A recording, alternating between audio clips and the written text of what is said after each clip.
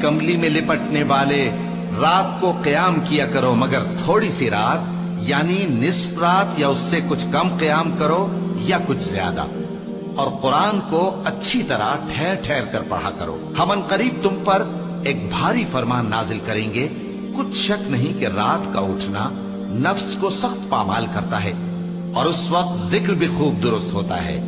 دن کے وقت تو تمہیں اور بہت سے شغل ہوتے ہیں، تو اپنے پروردگار کے نام کا ذکر کرو اور ہر طرف سے بے تعلق ہو کر اسی کی طرف متوجہ ہو جاؤ۔ وہی مشرق اور مغرب کا مالک ہے، اس کے سوا کوئی معبود نہیں، تو اسی کو اپنا کارساز بناؤ۔ اور جو دل آزار باتیں یہ لوگ کہتے ہیں ان کو سہتے رہو، اور خوبصورتی سے ان سے کنارہ کش رہو، اور مجھے ان جھٹلانے والوں سے جو دولت مند ہیں سمجھ لینے دو، اور ان کو تھوڑی سی مہلت دے دو۔ کچھ شک نہیں کہ ہمارے پاس بیڑیاں ہیں اور بڑی زبردست آگ ہے، اور گلے میں اٹکنے والا کھانا ہے، اور درد دینے والا عذاب ہے۔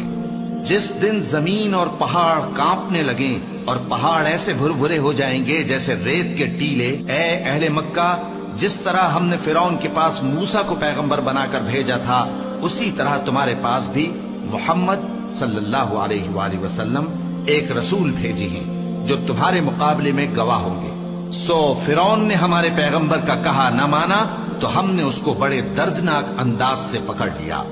اگر تم بھی ان پیغمبر کو نہ مانو گے تو اس دن سے کس طرح بچو گے جو بچوں کو بوڑھا کر دے گا، جس سے آسمان پھٹ جائے گا۔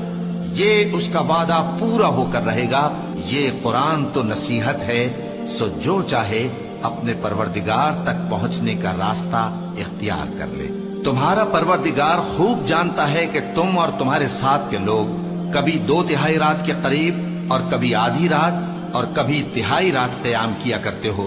اور اللہ رات اور دن کا اندازہ رکھتا ہے۔ اس نے معلوم کیا کہ تم اس کو نبھا نہ سکو گے، تو اس نے تم پر مہربانی کی، پس جتنا آسانی سے ہو سکے اتنا قرآن پڑھ لیا کرو۔ اس نے جانا کہ تم میں بعض بیمار بھی ہوں گے، اور بعض اللہ کے فضل یعنی معاش کی تلاش میں ملک میں سفر کریں گے، اور بعض اللہ کی راہ میں لڑیں گے، تو جتنا آسانی سے ہو سکے اتنا قرآن پڑھ لیا کرو، اور نماز قائم کرتے رہو اور زکوٰۃ ادا کرتے رہو، اور اللہ کو نیک نیتی سے قرض دیتے رہو، اور جو عمل نیک تم اپنے لیے آگے بھیجو گے اس کو اللہ کے ہاں بہتر اور صلے میں بہت عظیم پاؤ گے، اور اللہ سے بخشش مانگتے رہو، بے شک اللہ بخشنے والا ہے، مہربان ہے۔